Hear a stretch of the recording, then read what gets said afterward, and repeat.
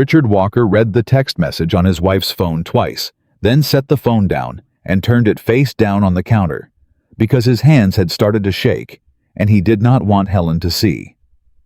His daughter-in-law had just sent his recovering wife a list of 15 dishes to cook alone: turkey homemade bread, 3 desserts with one final instruction at the bottom. Helen was to stay in the kitchen during dinner, out of sight, because Vanessa did not want her wealthy parents to feel uncomfortable. 40 years hunting liars for a living had taught Richard one thing: people show you exactly who they are the moment they think you're too old to fight back. Vanessa was about to learn she'd made that mistake with the wrong man. Before you keep watching, drop the name of your city in the comments so I can see how far this story travels, and subscribe so you don't miss a single part. Richard Walker had spent 43 years learning how to read people, and in all that time, he had never once let a lie sit in his chest the way this one was sitting now.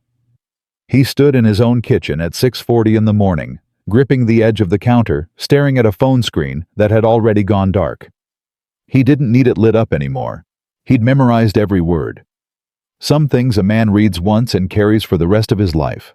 Rich. Helen's voice came from down the hall, soft and careful, the way it had been since the surgery. Is the coffee on? He didn't answer right away. He couldn't. He was still trying to arrange his face into something that wouldn't frighten her. Rich, honey. You there? Coffee's on, he called back. His voice came out steadier than he felt.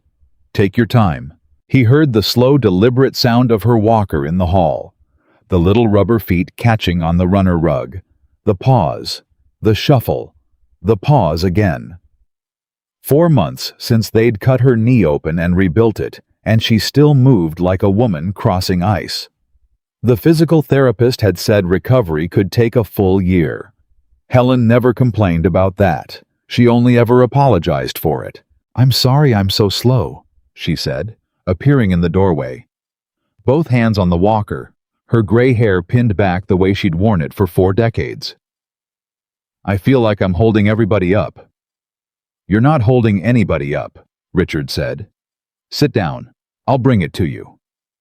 She lowered herself into the chair 1 careful inch at a time, and he watched her wince when the knee bent, and he felt the thing in his chest grow teeth, because on the phone, still face down on the counter, was a message that said, This woman who couldn't sit down without pain, was expected to cook a 15-course meal by herself, and then hide.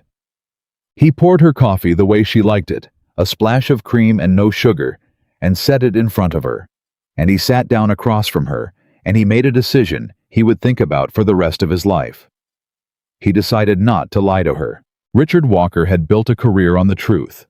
He'd spent 40 years as a financial investigator tracing money that men had hidden, exposing lies that had ruined widows and pensioners and small business owners who'd trusted the wrong person. He'd sat across from con men in oak-paneled offices and watched them smile while they lied, and he'd learned to smile back and wait. He was good at waiting. He was good at letting people believe they'd won, but he had never once lied to Helen. 42 years of marriage, and he'd told her every hard truth there was to tell: the layoffs, the bad diagnosis her sister got the year they almost lost the house. He wasn't going to start lying now. Helen, he said, Vanessa sent you a message last night. Helen's face did something complicated. A flicker of hope, then worry, then that careful blankness she'd started wearing whenever the kids came up. Oh, she said. Did she? I fell asleep so early. What did she say? She sent a menu for Thanksgiving. Oh, good. Helen actually smiled, and it broke something in him because she meant it. I've been worried I wouldn't be up to it this year. What does she want? Something simple, I hope. Last year, Daniel loved that ham. Helen. But honestly, with my knee, I was thinking maybe we could do a smaller. Helen. Stop, please. She stopped. She looked at him, and 42 years told her everything his voice hadn't said yet. It's bad, she said quietly. Isn't it? Richard turned the phone over. He slid it across the table, and he watched his wife read it. He watched her lips move slightly as she went down the list. Turkey, cornbread stuffing from scratch, homemade dinner rolls, green bean casserole, candied yams, mashed potatoes, 2 kinds of gravy, cranberry sauce, not the canned kind, a charcuterie board like the ones Mom's Country Club does, pecan pie, pumpkin pie, a third dessert, your choice something impressive. 15 items in all, each one with a little note beside it, each note more particular than the last. He watched Helen's face stay soft and hopeful all the way down that list, because that was who she was. She was already planning, already figuring out how to make it work, right up until she reached the bottom. And then he watched her face change. He would remember the exact moment, the way her eyebrows drew together, the way her lips parted, the way she read the last part twice, the same way he had, because the mind refuses a thing like that the first time. Also, I think it's best if you stay in the kitchen during dinner. My parents are pretty formal, and I just want everything to feel elevated this year. You understand. TX, Vanessa. Helen set the phone down very gently, the way you set down something that might break, and she folded her hands in her lap, and she looked at the table. Well, she said. Helen? It's fine, Rich. It is not fine. She's young. She gets nervous around her parents. Helen swallowed. They're very successful people. I'm sure she didn't mean, don't. Richard's voice came out rougher than he intended, and Helen flinched, and he hated himself for it, and he softened it immediately. Honey, don't do that. Don't do the thing where you make it okay. Please. Just this once. She looked up at him, and her eyes were wet. What do you want me to do, Rich? She asked. Start a fight, ruin the holiday. He's our son. I want you to be angry, Richard said. The way I'm angry. Anger doesn't fix anything. It's not about fixing. He reached across the table and put his big, weathered hand over both of her folded ones. It's about knowing you deserve better. You deserve better, Helen. You've earned it for 40 years. From all of us, including me. She didn't argue with that. She just cried a little quietly, the way she did everything, and Richard sat there holding her hands and feeling something old and cold move into place in his chest, a thing he recognized from his working days. The thing that used to come over him right before he opened a case file and started pulling threads. He'd felt it 1,000 times looking at strangers. He had never once felt it looking at his own family. He got Helen settled on the couch with the heating pad on her knee and the morning shows on low, and then he went into his study and closed the door, and he called his son. Daniel picked up on the 4th ring, and his voice had that clipped, distracted tone he used when he thought a call was going to cost him something. Dad? Hey. Kind of in the middle of something. What's up? You got a minute? Honestly, not really. I've got a call at 9. Make the minute, Daniel. A pause. Richard heard his son exhale through his nose. He knew that sound. He'd been hearing that sound since the boy was 14. Okay, Daniel said. What's going on? Vanessa sent your mother a text last night. Yeah. Guarded now. About Thanksgiving. She mentioned she was going to send the menu. You knew about the menu. We talked about it, sure. Dad, it's Thanksgiving, somebody's got to plan it. 15 dishes, Daniel. It's a big meal.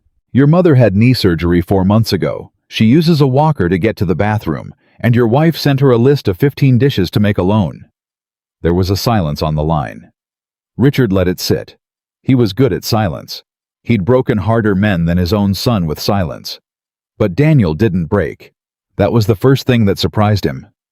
Mom loves cooking Thanksgiving, Daniel said. She does it every year. She'd be hurt if we took it away from her. Richard closed his eyes. Is that what you tell yourself? He said. What's that supposed to mean? It means you know exactly what you're doing, son. You've dressed it up so nice, you've almost convinced yourself. Mom loves cooking. She does. She loves cooking for people who love her. She does not love being handed a printout like she's the hired help. Nobody's treating her like, read the last line. What? Read the last line of the text, Daniel. I know you saw it before she sent it. You two don't do anything without checking with each other. Read me the last line. Another silence. This one had a different texture. Richard had spent 40 years listening to silences over the phone, and he could tell the difference between a man who was thinking and a man who was caught. Daniel was caught. "That's okay that came out wrong," Daniel said. "Vanessa didn't mean it the way it sounds. Her parents are dead. You don't understand the pressure she's under. Her father is the man could open doors for me you would not believe. This dinner matters. It's not just a dinner. Vanessa just wants everything to feel polished." "So she's hiding your mother in the kitchen." "She is not hiding anybody. She used the words, 'stay in the kitchen' during dinner. I read it myself. Your mother read it. She's on the couch right now trying to convince herself it's fine because that's the only way she knows how to survive the two of you." "Okay, that's not fair. Is it not true?" Richard heard his son start to say something and stop. Start again and stop. And when Daniel finally spoke, his voice had gone flat and hard. In a way Richard had never heard from him before, the voice Richard realized of a man who had already decided which side he was on and had known for a while. "You want the truth, Dad, fine. Vanessa's parents are formal people. They're a certain kind of people. And Mom means well, but she's going to want to sit at that table and tell her stories and show everybody the pictures on her phone. And it's going to be a lot. And this year, I need it to go a certain way. 1 year. That's all I'm asking. 1 year where it goes the way I need it to." Richard opened his eyes. He looked at the wall of his study, where 40 years of his career hung in frames. Commendations. A photo of him shaking hands with a district attorney. A newspaper clipping about a pension fund he'd helped claw back for 600 retirees who'd been robbed blind by a man who smiled just like Daniel was talking right now. "Say that again," Richard said quietly. "Dad, say it again, son. Say she's a certain kind of people. Say your mother is too much. Say it out loud so I know I heard it right. You're twisting it." "I've spent my whole life listening to people twist things," Richard said. "I know the difference between twisting and hearing. I heard you fine." "Dad, come on. Don't make this a whole... When did you become ashamed of her?" The question landed like a dropped plate. Richard heard it land. He hadn't planned to ask it. It had come up out of somewhere deep, and it had come out level and calm, which was worse than shouting, and both of them knew it. "I'm not ashamed of Mom," Daniel said. "But there wasn't enough behind it. Not nearly enough. She rocked you every night for 2 years because you wouldn't sleep," Richard said. "You know that. You wouldn't sleep unless she held you. 2 years, Daniel. She had a job and a house, and she held you every single night until you finally closed your eyes, and she never once, not once, made you feel like you were too much. That's not the same thing. She sold her mother's ring to send you to that school. You never knew that. She made me swear I'd never tell you. Sold the only thing she had left of her mother, so you could sit in the same classroom as kids whose parents were a certain kind of people. And now, you're going to hide her in the kitchen so you don't embarrass yourself in front of some man who might open a door for you." Dead silence on the line. "That ring," Daniel said finally, and his voice had changed, smaller now, younger. "She said she lost it." "She lied," Richard said. "For you, that's what she does. She lies about what things cost her so you never have to feel the weight of it. She's been doing it your whole life. And you've gotten so used to it you've stopped even seeing it." "Dad, 15 dishes, Daniel, and then the kitchen. That's the price your mother's paying so you can shake hands with the right people. And you called her at 9 last week asking for money. Don't think I don't know that. Don't think I don't know a lot of things." He heard his son go still, completely still. And in that stillness, Richard felt the second thing move into place. The thing he'd been not quite looking at for 2 months now, the thing he'd told himself was nothing. The money. But that was a thread for later. That was a thread you didn't pull until you were sure of your footing. 40 years had taught him that too. "I have to go," Richard said. "Your mother needs her medicine." "Dad, wait." "Happy planning," Richard said, and he hung up, and he sat in his study for a long time with his hands flat on the desk, breathing slow, the way he used to before a hard interview. He didn't go straight back to Helen. He needed a minute, maybe more than a minute, because for the first time in a long career of terrible discoveries, Richard Walker had discovered something he did not know how to file away. He'd sat across from embezzlers who cried and swore they loved the people they'd stolen from. He'd never believed a word of it. Love, he'd always thought, was proven in the doing. Anybody could say the word. The word was cheap. What a man was willing to sacrifice, that was the real ledger. That was where the truth lived. He'd built an entire career on that single principle: watch what people are willing to give up, and it will tell you everything about what they actually love. And by that measure, the only measure Richard had ever trusted, his son had just told him the truth.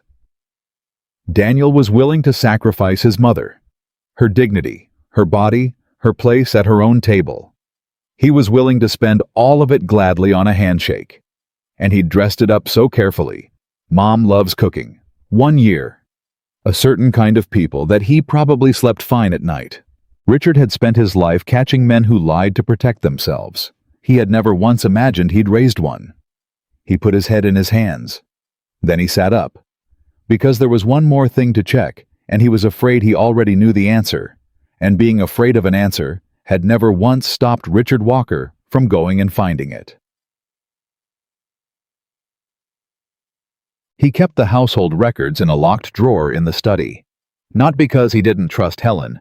He trusted Helen with his life. But because after 40 years of watching what happens to people who don't keep records, keeping them had become a religion. Inside the drawer was a folder. Inside the folder were the statements for the account he'd set up 2 years ago when Helen's knee first started going, and the doctors first started using words like replacement and long recovery and possible complications. He'd moved a chunk of their savings into it and labeled it in his own handwriting on the tab, the way he labeled everything. Helen Medical/Recovery, Physical Therapy. The specialist in the city who didn't take their insurance. The home modifications the occupational therapist kept, recommending the grab bars, the ramp, the walk-in shower they hadn't put in yet because Helen kept saying she'd be fine. She didn't want the fuss.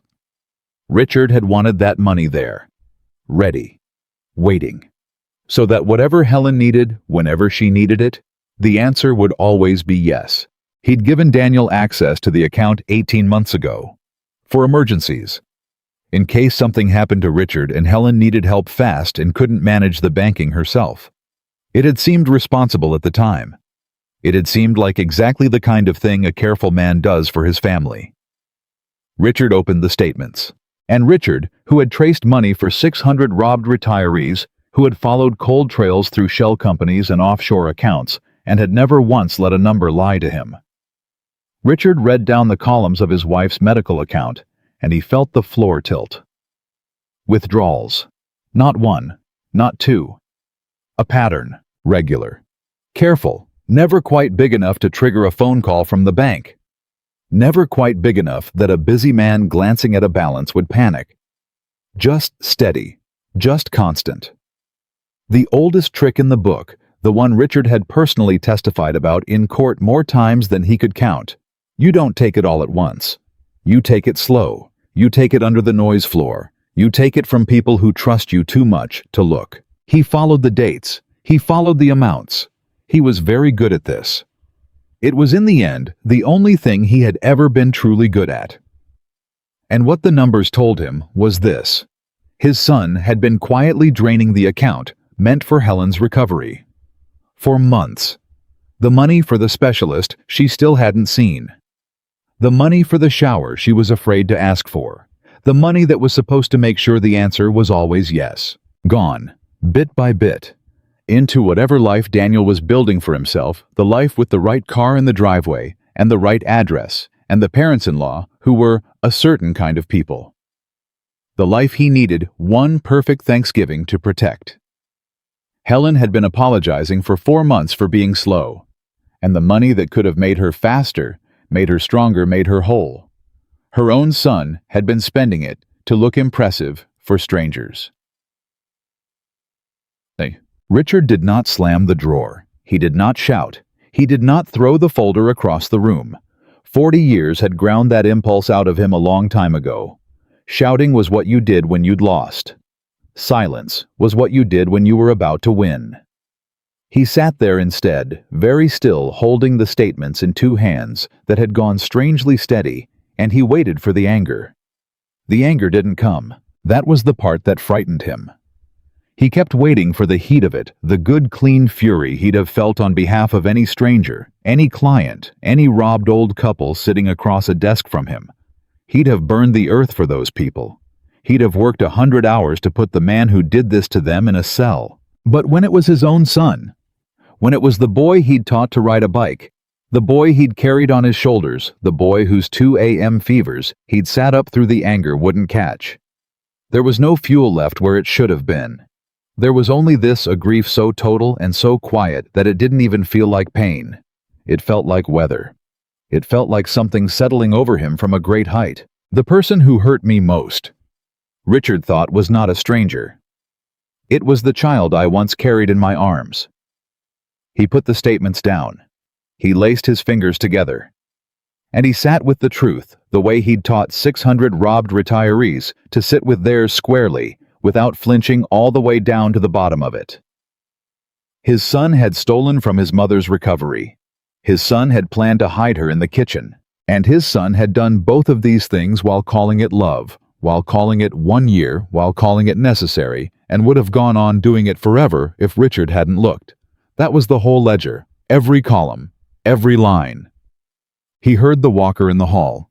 He heard the little rubber feet catch the rug. Pause. Shuffle. Pause.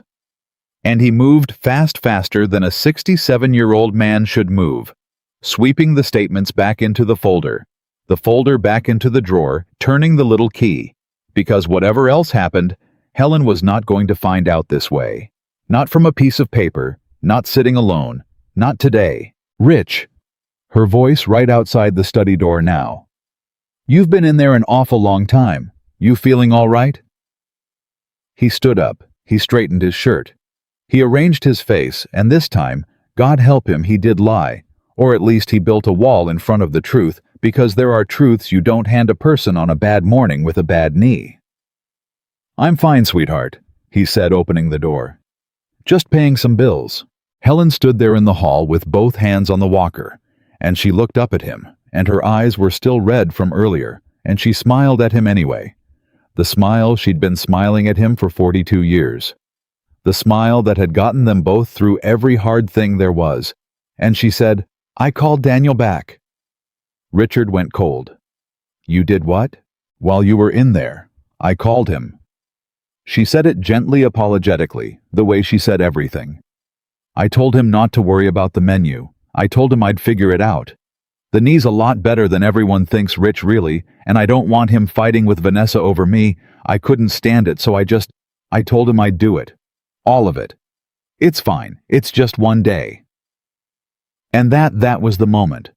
Not the text, not the phone call, not even the money. It was this, his wife, 4 months out of surgery, standing in a hallway on a walker, having just quietly agreed to break her own body, cooking 15 dishes for people who wanted her hidden, and apologizing to him for it. Worrying about their peace. Protecting everyone except herself, the way she always had, the way she'd been doing for so long that she'd forgotten a person was even allowed to do anything else. Richard looked at Helen Walker, the woman who sold her own mother's ring and lied about it. The woman who rocked a sleepless child for 2 years without complaint. The woman who was about to sacrifice her recovery, so nobody would have to feel uncomfortable. And something inside him that had been bending for a very long time, finally, quietly, completely stopped bending. No, Richard said. Helen blinked. What? You're not doing it. Not the menu, not the kitchen, not any of it. And you're not going to apologize to me or to him or to anybody ever again for taking up space in your own family. Rich, I spent 40 years, he said, and his voice was very low and very steady, protecting strangers from people who took advantage of them. 40 years, Helen. And I let it happen in my own house. To you. To the best person I have ever known in my life. I let it happen because I told myself it was keeping the peace. He took her hand off the walker and held it in both of his. There's no peace worth what it's cost you. There never was. And I'm done paying for it. We're done paying for it. Helen was crying now, but not the small, quiet way. Really crying the way a person cries when someone finally says out loud the thing they've been carrying alone for years. "What are you going to do?" she whispered. Richard Walker looked at his wife, and for the first time in months, maybe in years, he felt something in his chest that was neither grief nor anger. It felt like the moment before you open the file. The moment before you pull the first thread.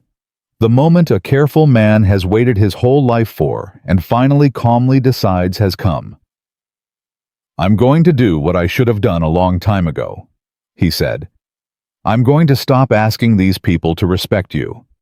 He squeezed her hand. "And I'm going to show them exactly what it costs them when the people they take for granted finally decide they've had enough." The plan Richard made that night did not begin with revenge. It began with a single question he asked himself while Helen slept, and the question was this: how long had it been happening, and how much was gone? A man who has spent 40 years following money does not act until he knows the shape of the thing he is fighting. So while the house was dark and quiet, Richard sat in his study with a legal pad and a pen, and he built a timeline the way he had built 1,000 timelines before, except this one had his own son's name at the top. He wrote down the date he'd given Daniel access to the account. He wrote down the balance on that day. Then he wrote down every withdrawal in order, and beside each one, he wrote the date, and beside the date, he wrote what had been happening in Daniel's life that month, because money always moves for a reason, and the reason is always visible if you know where to look. And what Richard saw when he was finished made him set down the pen and sit very still. The withdrawals had started the same month Daniel and Vanessa moved into the new house. The big one. The one in the neighborhood where the driveways curved and the lawns were cut by other men's hands. Richard remembered the housewarming. He remembered Vanessa walking her mother through the rooms, and he remembered Helen sitting on a couch that cost more than their first car holding a glass of wine she didn't drink, smiling and saying how lovely it all was. He remembered thinking at the time that Daniel must be doing well. He remembered being proud. He had been paying for it. That was the truth on the legal pad. His son's beautiful life, the life that was too fine for Helen to sit at the table of, had been partly funded by the account meant to rebuild Helen's knee. Richard had been proud of a house he'd unknowingly helped buy with his wife's stolen recovery. He turned off the desk lamp and sat in the dark for a while. He did not cry. He had done his crying earlier in the quiet way a man does when he does not want to wake the person beside him. Now, he only felt clear the way the air feels clear after a storm has finally broken and moved on. He knew what had been done. He knew the size of it. And knowing for Richard had always been the hard part. What came after knowing was just work. In the morning, he did something he had not done in 3 years. He called Marcus Webb. Marcus had been his partner for the last 12 years of his career. A younger man, then sharp as a blade, the only person Richard had ever fully trusted to work a case beside him.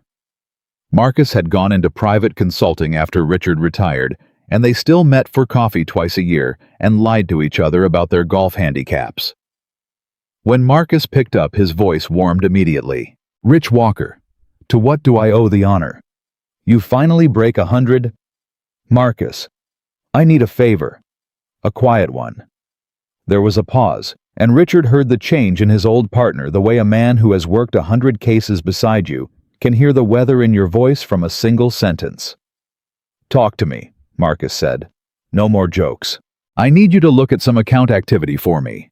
Withdrawals off an account I hold. I already know who's doing it. I need it clean, I need it documented, and I need to know if there's anything I'm not seeing." "Whose account, Rich?" Richard was quiet. "Rich." "It's Daniel," Richard said. "It's my son." The silence on the line lasted a long moment, and when Marcus spoke again, his voice had gone careful and gentle, the voice you use with a man standing at the edge of something. "I'm sorry," Marcus said. "God, Rich, I'm sorry." "Don't be sorry, just be thorough." "You sure you want to do this? Once you look, you can't unlook. You taught me that. 12 years you told me that 100 times. "I already looked," Richard said. "I just need to be sure of the number. Send me what you need and I'll get you access this afternoon. Okay, Marcus said. Okay, I'll do it myself. Nobody else touches it. And Rich, whatever the number is, you call me before you do anything. Promise me that. You're too smart to be the guy who does something stupid because it's personal. Richard almost smiled. It was his own line handed back to him. I promise, he said, and he mostly meant it. While Marcus worked, Richard did not sit idle, because a man who sits idle starts to feel, and feeling was not what this required yet. He made Helen her breakfast and drove her to physical therapy, and sat in the waiting room while a young man half his age helped his wife learn to trust her own leg again. And Richard watched through the glass, and he counted. He counted the times Helen winced. He counted the times she apologized to the therapist for being slow. He counted the exercises she still couldn't do, the ones the therapist gently moved her past, saying, "We'll get there," and every single one of them Richard knew now was a thing the stolen money might have fixed faster. The specialist could have shortened this. The equipment could have eased this. His wife was suffering longer than she had to, and she didn't even know why, and the not knowing was its own kind of theft. On the drive home, she was quiet, and then she said out of nowhere, "You've been different since yesterday, Rich." He kept his eyes on the road. Different how? Calm, she said. Too calm. I know that calm. That's your work calm. That's the calm you get right before you ruin some terrible man's whole year. She almost smiled. I always liked that calm, when it was pointed at somebody else. Richard reached over and took her hand at the red light. You don't have to protect them anymore, he said. That's all. That's the only thing that's different. I've been letting you carry all of us for 40 years, and I'm putting it down. I should have put it down a long time ago. She looked at him, and her eyes filled, and she didn't argue. That was new too. For the first time, Helen Walker didn't argue that everything was fine. Marcus called back 2 days later on a Thursday evening, and his voice was flat and professional, which was how Richard knew it was bad. You want it soft, or you want it straight? Marcus said. When have I ever wanted it soft? Never. Marcus took a breath. It's worse than you think, Rich. The withdrawals you flagged, those are just the ones off the medical account. But your boy's got access to the joint savings too, doesn't he? The one you set up as a backup years back. You forget about that one.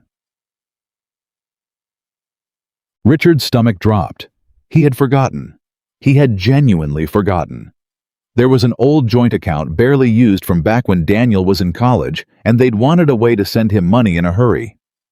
He'd never closed it. Why would he? It had maybe a few thousand in it, a forgotten thing, and he'd stopped even getting the statements years ago. What about it?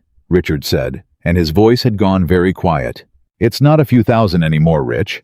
You've been auto-sweeping into it, every quarter. A dividend account feeds it. You set it up and forgot it, and it's been quietly filling up for years. There was a real balance in there, and it's gone. All of it. Same pattern. Slow, careful, under the radar. Your boy found the account you forgot about, and he's been bleeding that one too. Richard sat down slowly in his study chair. How much? He said. Total. Both accounts. Give me the whole number, Marcus. Marcus gave him the whole number. Richard closed his eyes. It was more than he'd feared. It was so much more than he'd feared that for a moment, the number didn't even feel real. It felt like a figure from somebody else's case. A stranger's ruin, the kind of number that used to make him lean forward across a desk and say to some weeping victim, "We're going to get this back, I promise you." Except there was no victim across the desk this time. The victim was upstairs doing her stretches on the bedroom floor, apologizing to no one, and the man who'd done it was the boy she'd sold her mother's ring for. "Rich," Marcus said.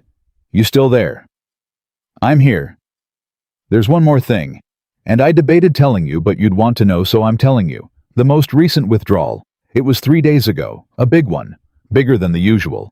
He cleaned out most of what was left in the medical account in one shot. 3 days ago." Richard's mind moved fast now, cold and fast, the old machine turning over. 3 days ago was the day after the phone call. The day after Richard had said on the phone, "Don't think I don't know a lot of things." He got spooked. Richard said slowly. I tipped him. On the call, I said something that scared him, and he went and grabbed what he could before I could freeze it. That'd be my read, Marcus said. He knows you're close, or he thinks you might be, which means your window's shrinking rich. If you're going to do something, you do it before he finishes covering his tracks. Right now, he's panicking. Panicking men make mistakes. You wait, he gets careful again. Richard opened his eyes. What's the big withdrawal for? He said half to himself. 3 days ago. What does he need that much cash for right now all at once? And Marcus, who had worked 100 cases beside him, said the thing that made the whole picture snap into focus. Thanksgiving's next week, Rich, Marcus said quietly. What's a man spend big money on the week before Thanksgiving when he's trying to impress somebody's rich parents? Richard's hand tightened on the phone. The dinner. The perfect, elevated, formal dinner. The catering, the wine, the flowers, the whole performance Vanessa was staging for her parents. That was where the last of Helen's recovery money had gone, 3 days ago. Daniel had emptied the account that was supposed to heal his mother's knee, and he'd spent it on the dinner she was going to be hidden away from. Richard had thought he'd reached the bottom of it. He had been wrong. There was always a lower floor. 40 years should have taught him there was always a lower floor. Thank you, Marcus, Richard said. Send me everything, every page. Time-stamped. You're not going to do anything stupid. No, Richard said, and this time he meant it completely because what was forming in his mind was not stupid at all. It was the opposite of stupid. It was patient, and it was clean, and it was going to land exactly where it needed to land. No, Marcus, I'm not going to do anything stupid. I'm going to do something right. He hung up and he sat in the dark study, and he did not go tell Helen. Not yet. There was a way to do this that would protect her, and a way that would wound her, and Richard was going to find the first one if it took him all night. Because here was the thing he understood, that Daniel never would. You do not win by hurting the people who hurt you. You win by making sure the person you love never has to bleed for them again. The rest is just cleanup. He thought about calling Daniel. He thought about it hard. He imagined the conversation, imagined saying the number out loud, imagined the excuses, the tears, the "it's not what it looks like." And he knew exactly how it would go, because he had heard it 100 times from 100 better liars than his son. And he knew that if he called now, Daniel would do what cornered people always do. He would find a way to make himself the victim. He would talk about pressure and expectations and how hard things had been. He would cry, and Helen would hear about it, and Helen would forgive him before Richard even hung up the phone, because that was who Helen was, and Daniel knew that better than anyone. Daniel had been banking on it his whole life, literally banking on it. So Richard did not call. Instead, he did the thing he was best at in all the world. He got quiet and he got organized, and he began to build. The next morning, he told Helen he had errands, and he drove into the city, and he did 3 things. He met with a lawyer, an old contact named Ruth Kellerman, who had helped him on the retiree case years back, and he laid the documents on her desk and watched her read them. And he watched her face change the way faces always changed when they understood what they were looking at. Ruth looked up at him over her glasses. "Richard," she said, "this is your son." "I know whose it is, Ruth. You want to press this? Because I want you to understand what pressing this means. This is not a stern talking to. This is a formal accounting. This is potentially a report. This could follow him the rest of his life." Richard looked at her for a long moment. "I don't know yet what I want," he said honestly. "I want it documented. I want it real. I want it so that if I ever decide to use it, it's ironclad, and no lawyer of his can wave it away. And I want him to know it exists. That's what I want right now. The rest, I'll decide later." Ruth studied him, and then she nodded slowly because she was a good enough lawyer to understand that sometimes the most powerful thing a man can hold is a loaded thing he has chosen not to fire. "I can do that," she said. "I can make it real. And Richard, for what it's worth, I'm sorry. There's no version of this that doesn't hurt." "No," Richard agreed. "There isn't. But it's going to hurt a lot less than what he's been doing to her." The second thing he did was go to the bank. He revoked Daniel's access to every account bearing his name. All of them. The medical account, the joint account, the forgotten one, everything. He did it in person with the manager, with the documents Marcus had prepared, and it took 20 minutes. And when it was done, Richard felt something he had not expected to feel. He felt the ground go solid under him for the first time in a week. The bleeding had stopped. Whatever else happened, the bleeding had stopped, and Helen's money, what was left of it, could no longer be touched. And the third thing he did was the thing that would change everything. He booked the trip. He hadn't planned to. It came to him standing on the sidewalk outside the bank, looking at his phone, when a photograph loaded in an ad, some coastal resort, the kind of place he and Helen used to talk about going before the years, and the knee and the family swallowed all their time. Blue water, a quiet balcony, 2 chairs. And Richard stood on that sidewalk, and he thought about Thanksgiving 1 week away, and he thought about the plan he'd been building all night, the documents and the lawyer and the frozen accounts, and he realized that all of it, every piece of it, was aimed at the wrong target. He'd been so focused on what to do to Daniel that he'd almost missed the only question that actually mattered. What did Helen need? And Helen did not need to watch her husband destroy her son. Helen did not need a courtroom or an accounting or a war. Helen needed exactly one thing, and it was the thing nobody had given her in 40 years.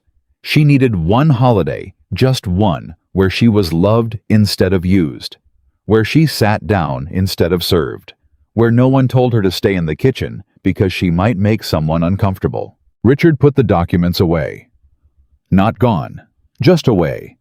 Held in reserve, loaded and quiet, exactly the way Ruth had made them. And he booked 2 tickets to the coast for Thanksgiving week, a room with a balcony and 2 chairs and a view of the water. And he paid for it out of an account Daniel had never known existed. And for the first time in a week, he smiled a real smile, standing on a city sidewalk, because he understood at last what winning was going to look like. Winning was not Daniel's ruin. Winning was Helen's peace. And the beautiful thing, the thing that made it perfect, was that giving Helen her peace would cost Daniel and Vanessa the one thing they could not stand to lose. Not money, not the house, something worse. Their audience. Because what was a perfect elevated catered Thanksgiving dinner, staged to impress the right people, without the 2 old servants who made the whole performance possible? What was the show without the people who cooked it and cleaned it and sat quietly in the corner, making everyone feel prosperous and blessed? Vanessa had planned a play, and she had cast Helen as the invisible help, and Daniel had funded it with his mother's stolen recovery. And Richard was simply going to remove the cast. All of it. Quietly. Without warning. And let the 2 of them stand in an empty house on Thanksgiving Day in front of the very people they'd sold their souls to impress and explain where the food was and where the mother was, and why the house was cold and dark and silent. He was not going to tell them he was doing it. That was the part that mattered. He was not going to threaten or warn or give them the chance to perform their apologies and reset the game. He was simply going to be gone. When he got home, Helen was on the couch with the heating pad, and she looked up at him, and she saw his face, and she said, "You've done something, I can see it. What did you do, Rich?" Richard sat down beside her. He took her hand. And he made a decision in that moment that he would carry the ugly part of this alone, the accounts and the lawyer, and the number for now, because she did not need it today, and maybe she would never need all of it.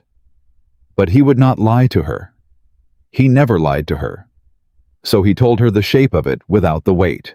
"I stopped Daniel from being able to hurt us anymore," he said. "The money part. I can't tell you all of it yet, and I'm asking you to trust me on that because there's a piece that's going to hurt you, and I want to pick the right time. But it's handled. Whatever he was doing, he can't do it anymore. I made sure." Helen searched his face for a long moment, and Richard watched her decide, watched her choose to trust him over her own need to know which was its own kind of love, the kind they'd built over 42 years. "Okay," she said softly. "Okay, Rich, I trust you." Then quieter. "It's about the money, isn't it? He took money." Richard didn't answer. He didn't have to. His silence was the answer, and Helen closed her eyes and a single tear went down her cheek, and she nodded because some part of her had known. Mothers always know. They just spend their whole lives choosing not to. "I don't want to know how much," she whispered. "Not today. Maybe not ever. Is that terrible that I don't want to know?" "It's not terrible," Richard said. "It's mercy. You've always had more of it than the rest of us."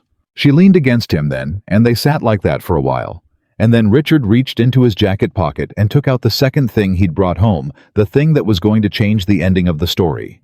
He handed her the printed confirmation. The resort, the dates, the room with the balcony and the 2 chairs and the water. Helen looked at it. She looked at it for a long time. "Thanksgiving week," she said slowly. "Thanksgiving week. Rich, we can't." "What's about the dinner? Vanessa's already planned and Daniel and her parents are coming, and I told him I'd do the menu. I promised him I'd—" "Helen, I can't just not show up. It'll be a disaster. It'll be—" "Helen, look at me." He turned so she had to.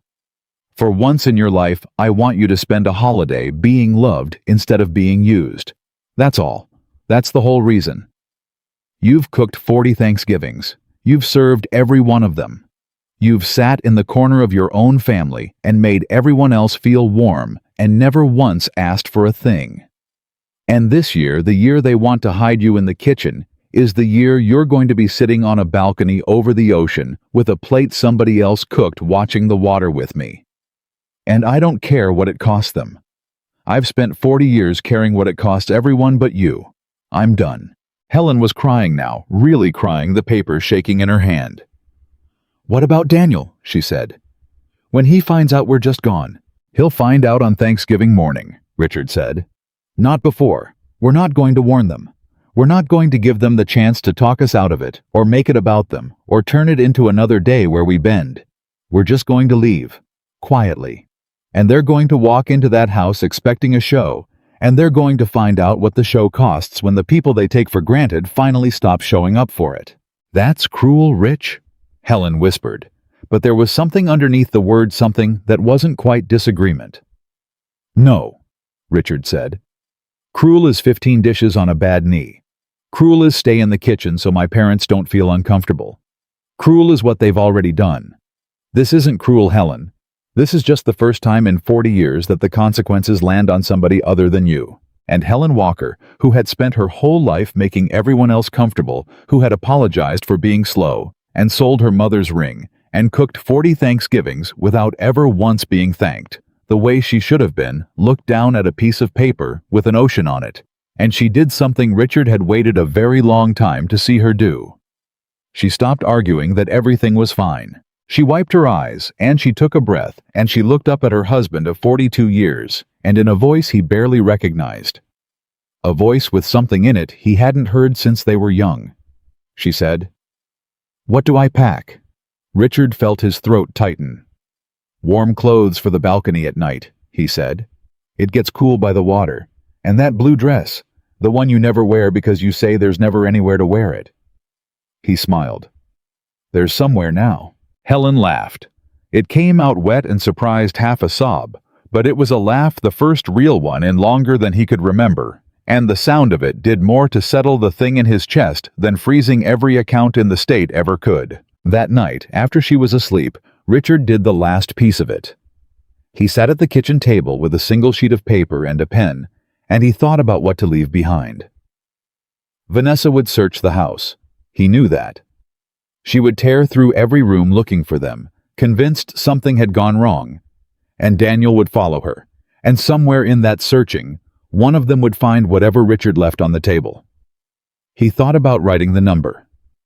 He thought about writing everything, the accounts, and the lawyer, and the documents sitting in Ruth Kellerman's office, all of it, the full weight of what he knew right there in black ink for Daniel to find in front of Vanessa's parents. He didn't. Because that was Daniel's game, the big scene, the dramatic reveal, the performance. And Richard was not going to play Daniel's game. He was going to do the thing that would haunt them far longer than any accusation.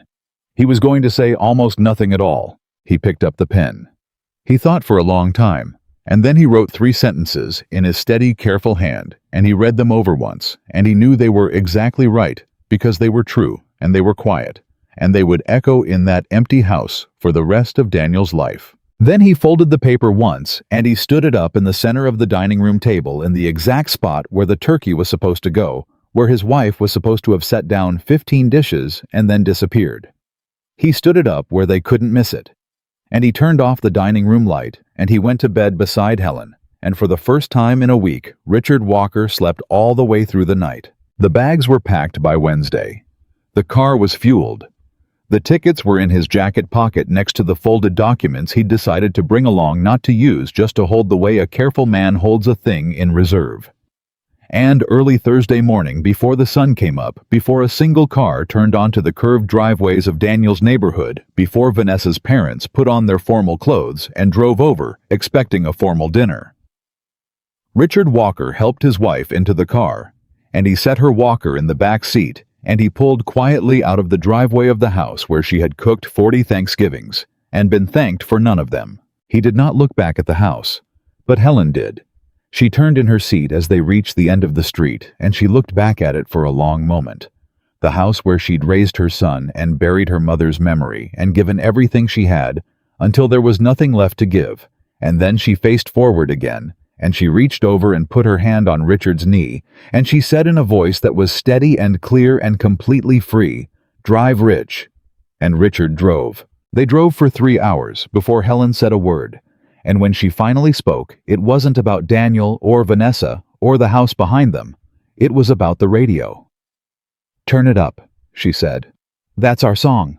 Richard turned it up, and an old song from the year they'd met filled the car, and Helen closed her eyes and hummed along, and Richard watched her out of the corner of his eye and thought that he had not seen her look like this in years. Not since before the knee. Maybe not since before Daniel grew up and grew cold. There was a looseness in her shoulders that hadn't been there in a long time, and it struck him, driving down that highway, that his wife had been carrying a weight so constant she'd forgotten it was there. And only now, 3 hours away from the house, was it starting to lift. His phone buzzed in the cup holder. He glanced at it. Daniel. He let it ring out. It buzzed again, a minute later. Daniel again. He let it ring out again. Helen opened her eyes. "Is that him?" "It's him." "What time is it?" "Little after 10. Helen did the math in her head, the way a woman who has hosted 40 Thanksgivings does the math without even trying. 10 o'clock.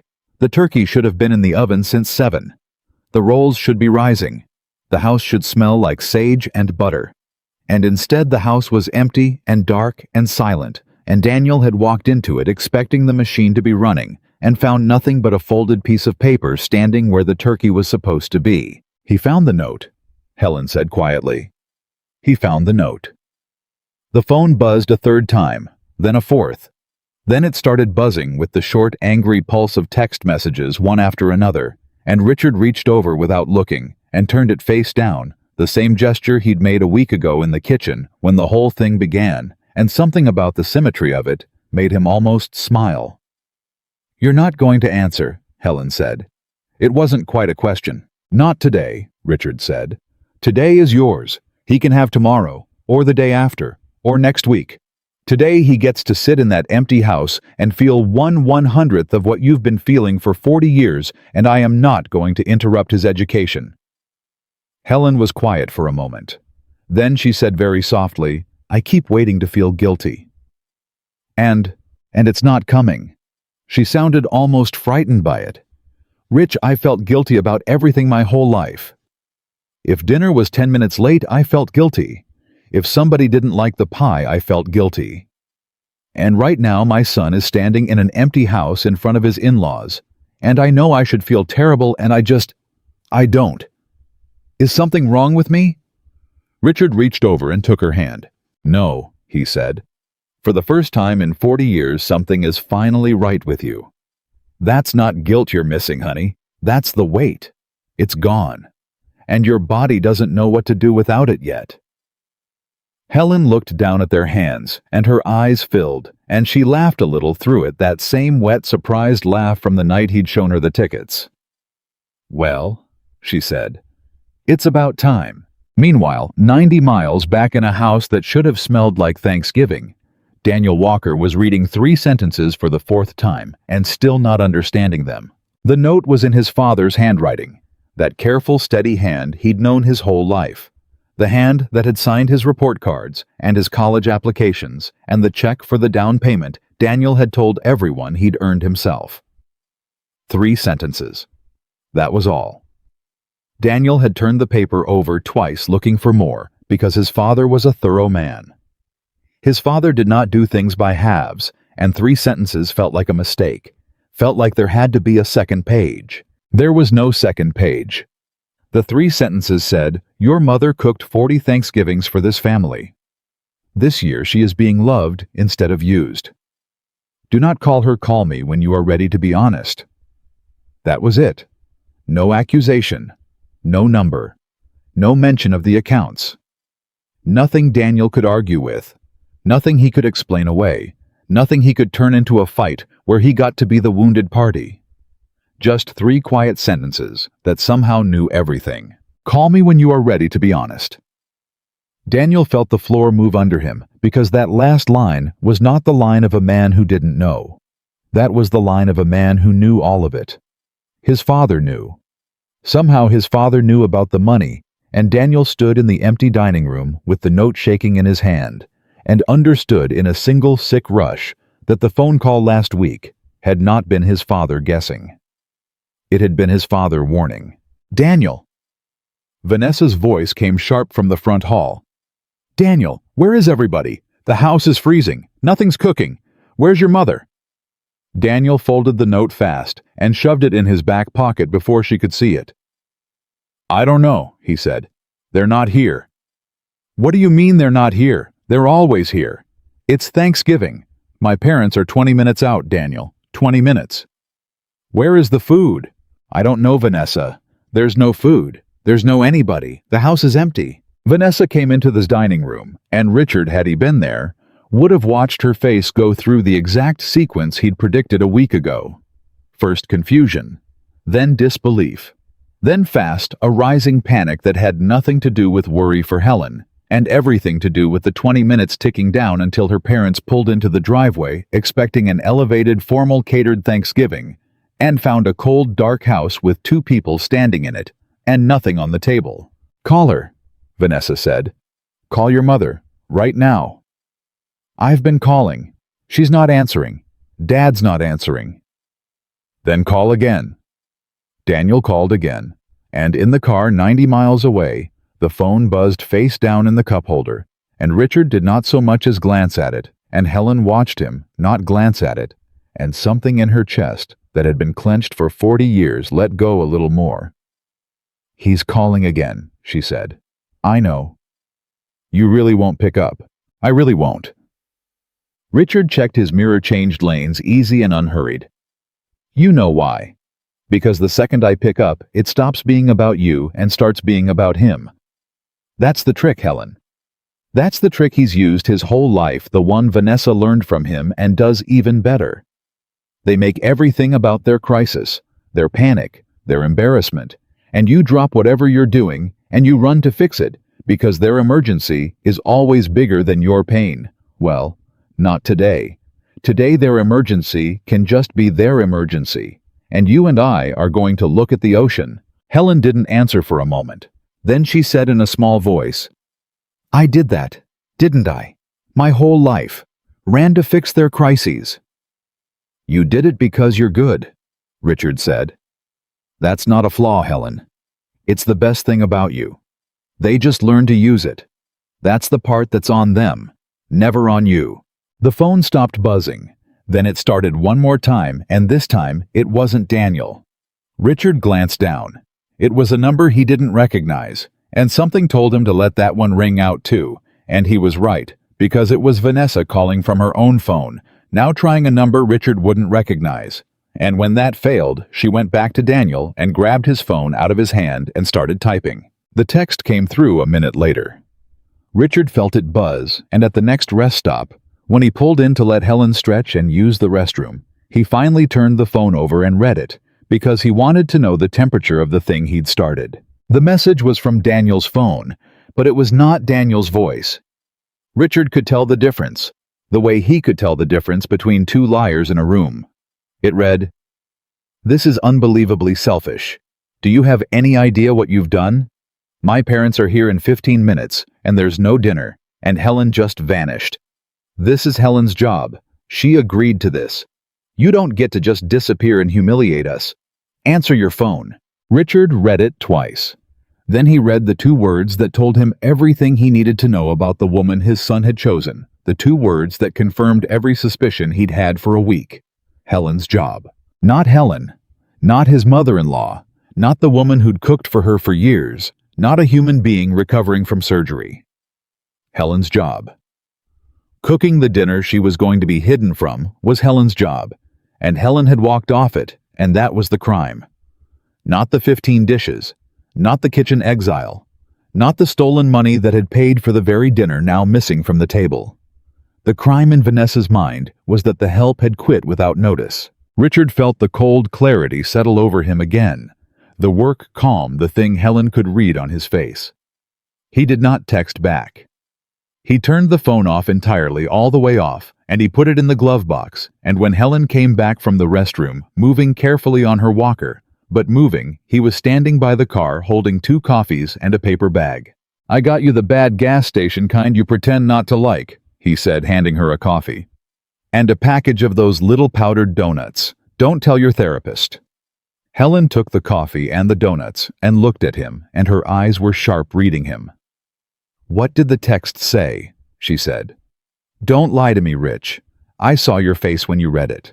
Richard hesitated. He'd promised himself he'd protect her from the ugly parts, but he'd also promised 42 years ago and every day since that he would never lie to her, and standing in a gas station parking lot on Thanksgiving morning, he had to choose which promise mattered more. He chose the truth. He always chose the truth. It was the only thing he'd ever fully trusted. "It was Vanessa," he said, texting from Daniel's phone. "She called it your job, Helen. Cooking the dinner. She said you agreed to it, and you walked off and humiliated them." He watched her face. She didn't ask where you were. She didn't ask if you were okay. She asked why the help didn't show up. He watched it land. He watched 40 years of being useful, of being needed. Of telling herself that being needed was the same as being loved. He watched all of it crack down the middle in a gas station parking lot. Helen's chin trembled. Her eyes went bright. And Richard braced himself, because he'd just handed his recovering wife a very cruel truth on a very fragile morning, and he was ready to catch her if she fell. She didn't fall. Something else happened instead. Something Richard had waited 40 years to see, and almost didn't recognize when it finally came. Helen Walker's face went hard. Not sad, not broken, hard. The way his own face went hard when he opened a file. She stood there with her coffee in one hand and her walker gripped in the other, and she looked out at the highway, and when she spoke her voice was steady and low, and had something in it that Richard had never once heard in 42 years of marriage. "My job," she said. "Helen. 26 years I've known that girl, since Daniel brought her home from college." Helen's knuckles were white on the walker. "I taught her to make my mother's cornbread. I held her hand in the hospital when she lost the first pregnancy and Daniel was too scared to come in the room. I sat up all night with her. I loved her like she was mine." Her voice didn't break. That was the thing. It should have broken, and it didn't. "And I'm her job." "You don't have to." "No," Helen said. "No, Rich, I want to say it. I've spent 40 years not saying things." She turned and looked at him. "I'm glad we left. I want you to know that. I was scared this morning and I kept waiting to feel guilty and it never came and I thought something was wrong with me. But there's nothing wrong with me. I just finally know the truth about how they see me, and you can't feel guilty for walking out on people who thought you were the hired help." She took a breath. "Get me in the car, Rich. I want to see that ocean. I've waited long enough."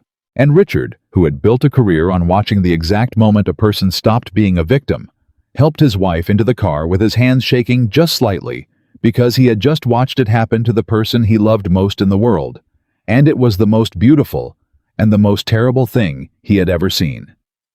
They reached the coast a little after 3. Helen saw the water first, a flat gray-blue line at the end of the road, and she made a small sound, and she put her hand flat against the window like a child, and Richard slowed the car so she could look at it as long as she wanted. He'd been to this coast before years ago on a work trip, and he'd stood on a beach for 10 minutes between meetings and thought Helen would love this, and then he'd gotten on a plane and gone home and never brought her because there was always Daniel, always the family, always a reason. 15 years he'd carried that small regret. And now here she was, both hands on the glass, watching the water come up to meet them. And Richard thought that if the whole ugly business with the money and the note and the empty house had been the price of this exact moment, then it had cost too much, but he'd have paid it twice. The resort was quiet off-season, half empty, the way coastal places get in late November, which was exactly why Richard had chosen it. He didn't want a crowd. He didn't want a scene. He wanted quiet and space, and a room with a balcony and 2 chairs, and that was exactly what he'd gotten. He got Helen settled, got her walker positioned by the bed, got her pills organized on the nightstand, and then he opened the balcony door, and the sound of the ocean came in, and Helen sitting on the edge of the bed started to cry. "Hey," Richard said, crossing to her. Hey, what's this?" "I don't know," she said, laughing and crying at the same time. "I don't know, Rich. I think I'm happy. I think that's what this is. I forgot what it felt like." He sat down beside her and put his arm around her, and they listened to the ocean together, and neither of them said anything for a long time. And it was the best silence of Richard Walker's life. They had dinner that night in the resort's little restaurant, nearly empty, a young waiter who called them both by name and brought Helen an extra roll without being asked. It was not a Thanksgiving dinner. There was no turkey. There was fresh fish and good bread and a glass of wine that Helen actually drank all of it for the first time in years, and halfway through the meal, she set down her fork and looked across the table at her husband and said, "Somebody cooked this for me." "They did. I didn't make it. I didn't serve it. I didn't clean up after it." She said it slowly like she was learning a language. "I just sat here and somebody brought it to me, and I get to enjoy it. That's the idea." 40 years rich. Her eyes were bright again. "It took 40 years, and you freezing every bank account in the state to get me to sit at a table and let somebody feed me." Richard laughed, and then he sobered, because she'd said the thing they hadn't talked about since the parking lot, the accounts, the money, the piece he'd promised to tell her at the right time. And he looked across the table at his wife, relaxed and warm, and finally happy, and he made a decision. Not tonight. Tonight was hers. But soon. Because she'd earned the whole truth, all of it, the number, and the lawyer, and the documents in his jacket, and he was not going to be one more person who decided what Helen Walker could and couldn't handle. "Helen," he said, "there's more. About the money, about what he did. And you told me in the parking lot you don't want to know, and I've honored that all day. But I need you to know that when you're ready tomorrow, next week, next year, whenever, I'm going to tell you all of it. Every dollar, every date. Because you've spent your whole life being protected from hard truths by people who called it love, and I'm not going to do that to you. You get to decide when.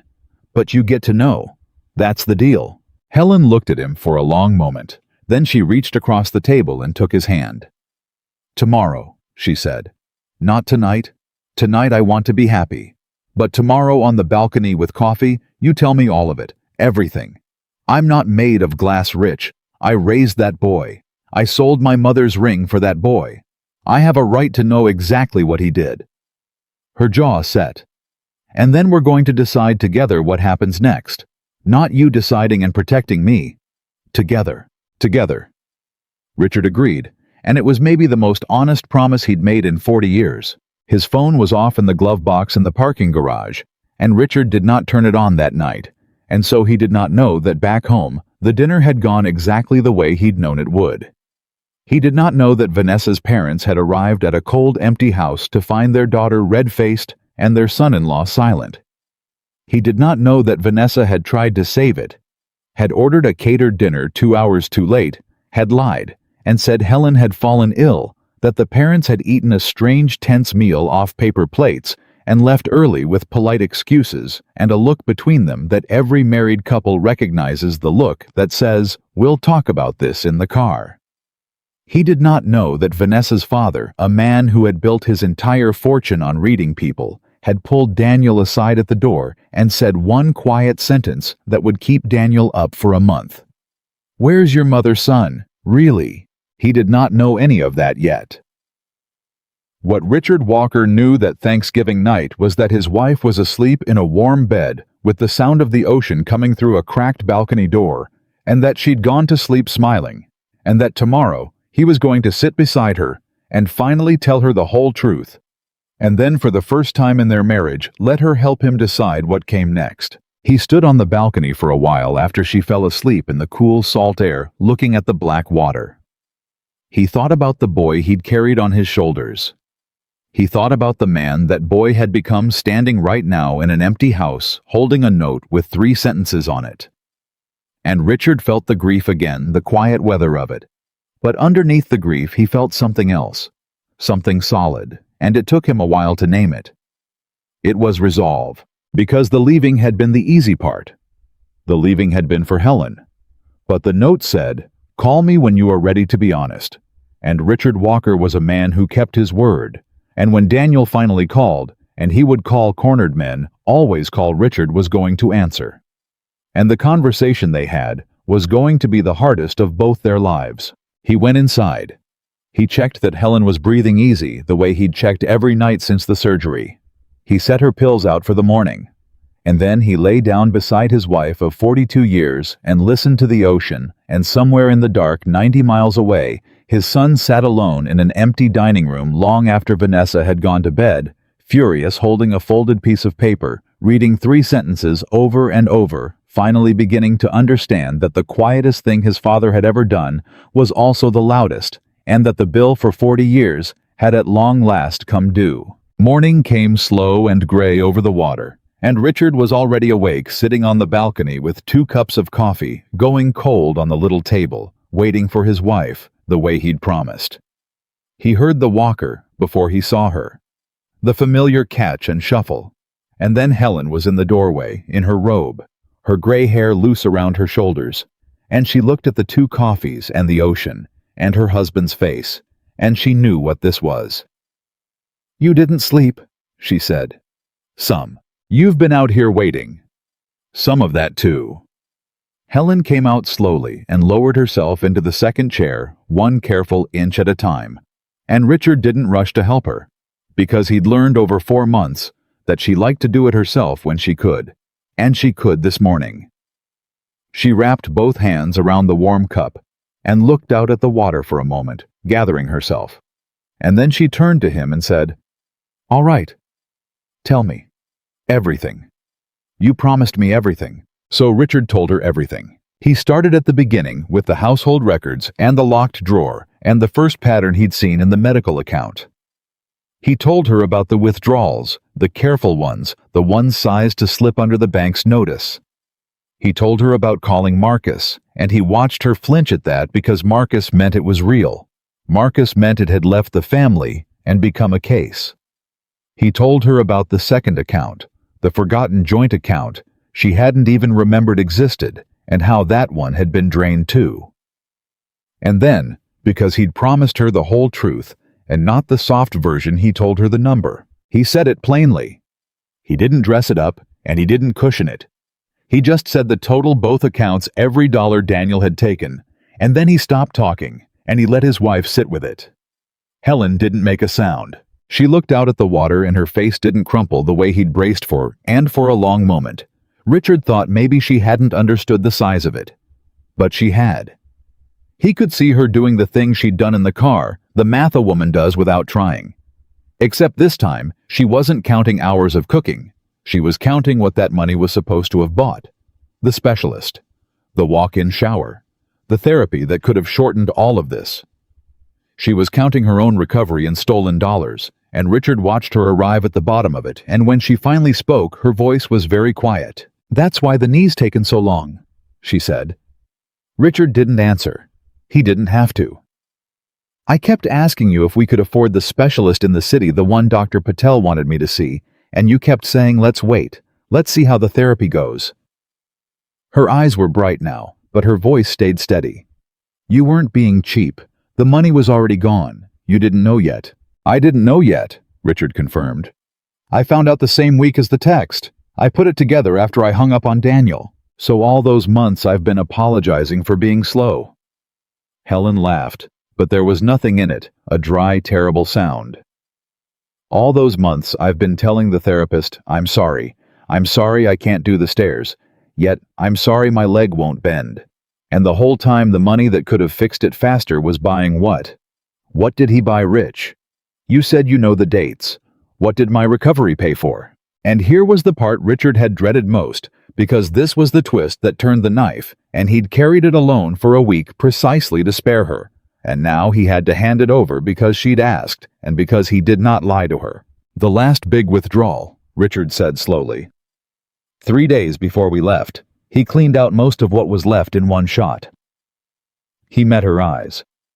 Marcus and I couldn't figure out what a man needs that much cash for all at once the week before Thanksgiving. And then Marcus said it. What does a man spend big money on the week before Thanksgiving when he's trying to impress somebody's rich parents? He watched her understand. He watched the whole thing arrive at once, the full, cruel circle of it. And this was the moment Helen Walker finally broke, not at the number, not at the months of pain, but at this, the perfect, awful symmetry of it. The last of her recovery money had paid for the Thanksgiving dinner she was going to be hidden away from. Her son had emptied the account meant to heal her knee, and he'd spent it on the catering and the wine and the flowers for a dinner where his wife had ordered his mother to stay in the kitchen, so her wealthy parents wouldn't have to look at her. Helen put her hand over her mouth. And then the tears came, finally the real ones, and Richard moved from his chair to kneel in front of her, ignoring the complaint of his own 67-year-old knees, and he took both her hands. He used my leg, Helen whispered through it. He used my leg to pay for the dinner they were going to hide me from. My own leg, Rich. I know. How does a child do that? It wasn't really a question. How does a child I rocked to sleep, a child I sold my mother's ring for?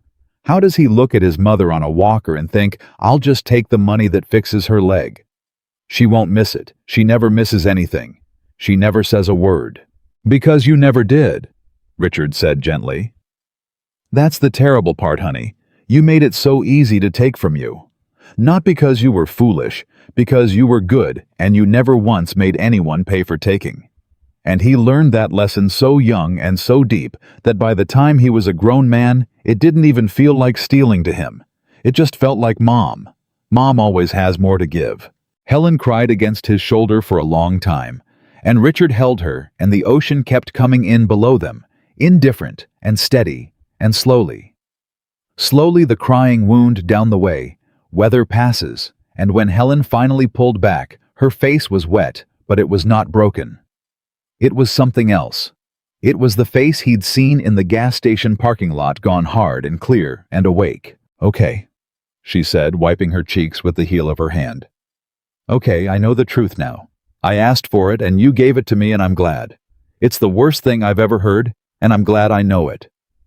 She took a shaking breath. Now tell me the rest. You went to a lawyer. I know you, Rich. You don't call Marcus and freeze accounts and then just stop. You've got something loaded. I felt it in your jacket the whole drive down here, whatever those papers are. Tell me what you built. Richard hesitated, and Helen saw the hesitation, and her eyes narrowed. Don't you dare start protecting me now, she said. Not now. We said together. On this balcony we said together. What did you build? So he told her about Ruth Kellerman. He told her about the formal accounting, the documented case, ironclad, the kind no lawyer of Daniel's could ever wave away. He told her it was sitting in Ruth's office right now, complete, loaded, ready. And he told her the truth about why he'd built it, and then not used it. I built it because I needed it to be real, Richard said. Not a family argument. Not he said, she said. Real. Documented. So that whatever we decided to do, we'd be deciding from strength, not from feeling. But Helen, I don't know if I want to use it. That's the honest truth. I built a weapon, and then I got in the car and drove you to the ocean instead. Because somewhere on that drive, I realized the weapon was never the point. You were the point. Your peace was the point. And I didn't know if putting our son through a formal accounting would give you peace, or just give you a different kind of pain. Helen was quiet for a long moment, looking out at the water. "Can I ask you something?" she said. "And I want the real answer, the investigator answer, not the husband answer." She turned to him. "If it wasn't Daniel, if it was a stranger, a man who'd done exactly this to some other old couple, drained the recovery money spent, it impressing his in-laws, hid the wife in the kitchen, what would you do?" Richard didn't even have to think. "I'd bury him," he said. "I'd take everything Ruth built, and I'd hand it to the authorities, and I'd sit in the front row and watch it land, and I'd sleep like a baby that night, because that's exactly what I did for 40 years, and it was the best work I ever did. But because it's Daniel, I can't feel the anger," Richard admitted. "I've told you that. I keep waiting for it, and it won't come. There's just grief where the anger should be, and a man shouldn't make a decision this big out of grief. Grief makes you soft in the wrong places." He shook his head. "That's why I brought the papers but didn't use them. I didn't trust myself to decide alone." Helen nodded slowly. And then she said the thing that Richard would remember for the rest of his life. The thing that told him his wife had woken up all the way, that the woman who'd apologized for being slow was gone, and someone stronger had come home in her place. "Then let me decide," Helen said, "because I can feel the anger just fine." Richard looked at her. "You couldn't feel it," Helen went on, "because you love him like a father, and a father's love is a forgiving thing. It makes excuses. It remembers the boy on the shoulders. But I love him like a mother, Rich. And a mother's love is a different animal. It's not softer. It's fiercer. I would walk into fire for that boy. I would still today, after everything, walk into fire for him. But that same love is exactly why I will not let him become a man who steals from his sick mother and faces no consequence. Because a boy who gets away with this becomes a man who does worse. And someday it won't be his mother he steals from, it'll be his own children, or a stranger, or the whole world, and the person who let him become that will have been me. Because I forgave him one time too many." Richard felt something move in his chest, something like awe. "So here's what we're going to do," Helen said, and her voice was steady as a table. "We're not going to bury him. I won't send my son to the authorities. I can't, and I won't, and don't argue with me about it. But we are not going to pretend it didn't happen either. That's the trap, Rich. Those are the only two doors everybody thinks there are: destroy him or forgive him and let it go. And I'm not walking through either one." She set her jaw. "There's a third door, and it's the hardest one. We're going to make him face it. All of it. The number, the dates, the papers, Ruth, everything. We're going to sit him down and show him exactly what he did in black and white. No excuses, no exits, no crying his way out of it. And then we're going to tell him the price." "The price," Richard said. "He pays it back," Helen said. "Every dollar. On a schedule in writing, legally binding, with Ruth's name on it, so that if he misses a single payment, the whole case is right there ready to go. That's the leash. He pays back every cent that was supposed to fix my leg, and while he's paying it, he gets to feel every single month the weight of what he took. Not a punishment that's over in a day like a courtroom would be. A consequence he carries for years, the way I carried this family for 40 years.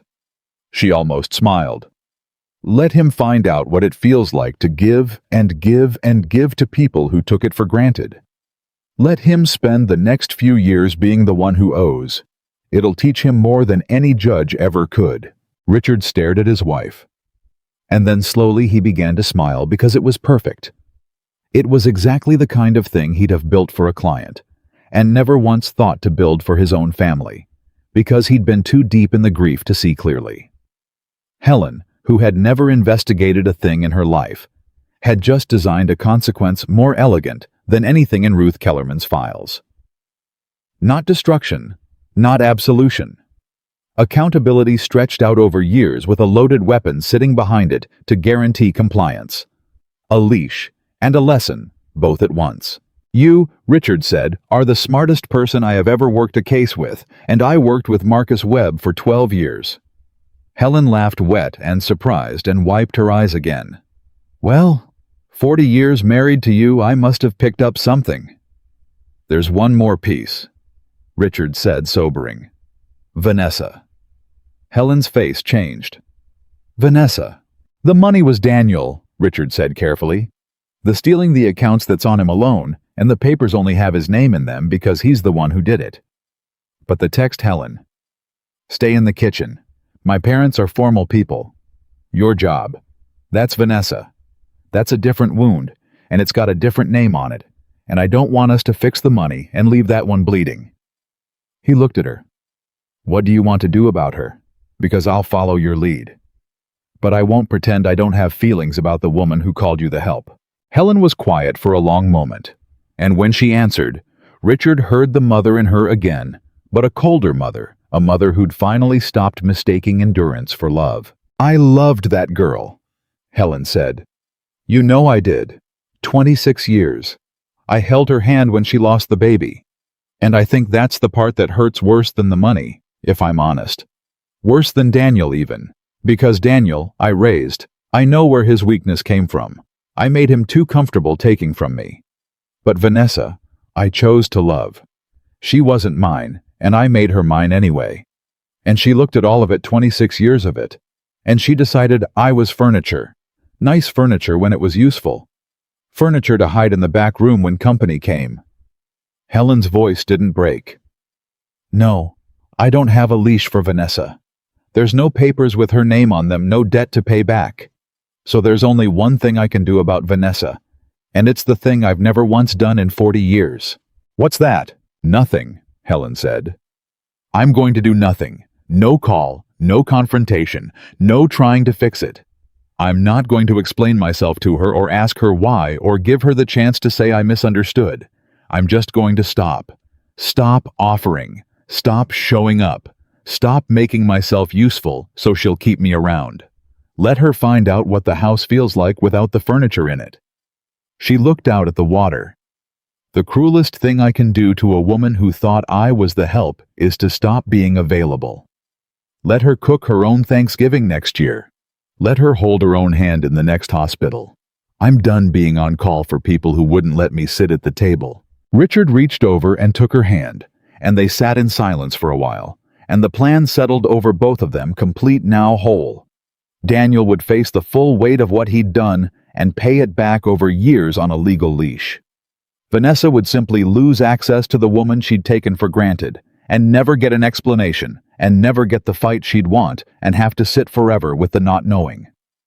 It was. Richard thought exactly right. It was justice without cruelty. It was a mother's love, fierce and clear, finally pointed in the right direction, after 40 years of being aimed at the wrong things. When do we do it? Helen asked. Not yet, Richard said. The note said, call me when you're ready to be honest. We wait for him to call. And Helen, he has to call first. That matters. If we call him, we're chasing him, and we've spent 40 years chasing that family.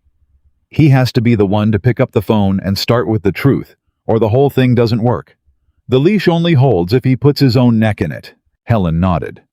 And if he doesn't call, if he just waits us out, pretends it didn't happen. He's good at that. Both of them are.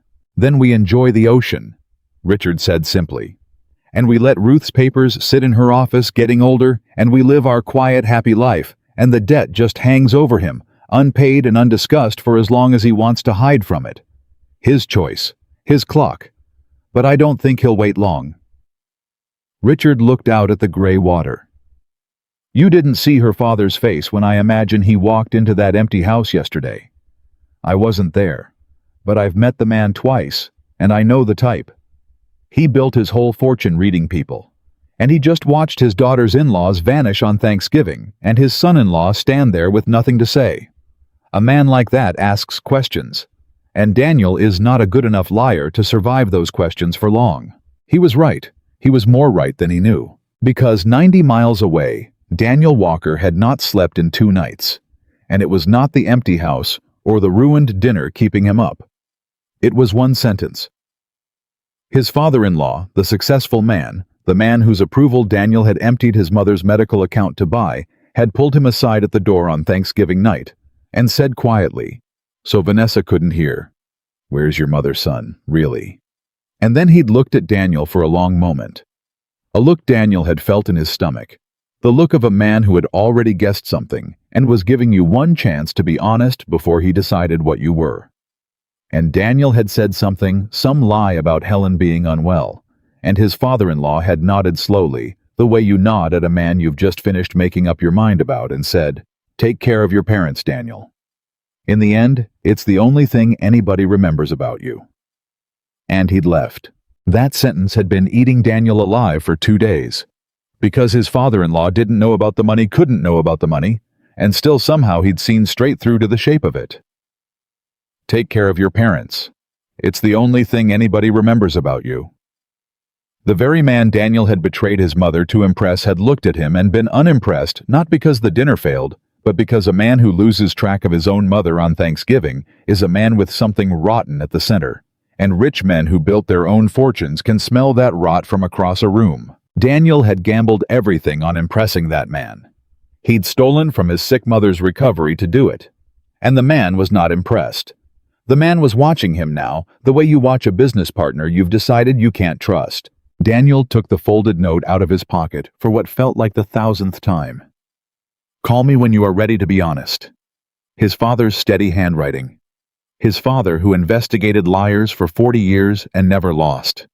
His father who had said on the phone last week, "Don't think I don't know a lot of things," and then gone silent and then vanished, and Daniel understood now that the silence and the vanishing had never been his father being weak or hurt or avoiding conflict. It had been his father doing exactly what he'd done to 100 guilty men before, going quiet, getting organized, building the case, and waiting with all the patience in the world for the guilty man to break first. On the third night at 11:40 alone in his kitchen while Vanessa slept upstairs, still furious, still certain she was the wronged party, Daniel Walker picked up his phone.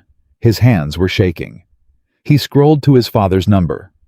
And he sat there for 20 minutes, thumb hovering, because he knew that the second he pressed the button, the game his father had been playing for a week would finally begin, and he already knew the way. You know a thing in your gut before your mind admits it, that he was going to lose. He thought about his mother on a walker apologizing for being slow. He thought about the money. He thought about the note. He thought about his father-in-law's face. And he thought for the first time in longer than he could remember about the woman who had rocked him for 2 years because he wouldn't sleep, who had sold her mother's ring so he could sit in the right classroom, who had cooked 40 Thanksgivings and been thanked for none of them, and who was somewhere right now he didn't even know where, being loved instead of used for the first time in her life because her husband had finally done what her son never could. Daniel Walker pressed the button.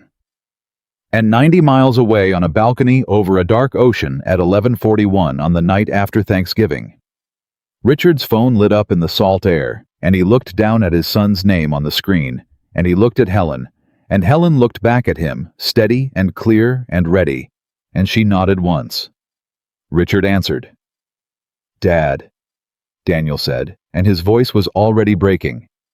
"Dad, it's me. I'm ready to be honest. I'm ready to be honest," Daniel said again, and Richard could hear that his son had been crying. Could hear it in the wet catch of his breathing, and 40 years of interrogations told Richard exactly what to do next, which was nothing. He said nothing. He let the silence sit, because a guilty man who has finally decided to talk will fill any silence you give him, and the truth he pours into it is always more complete than the truth you could pull out with questions. "Dad, are you there?" "I'm here," Richard said. That was all.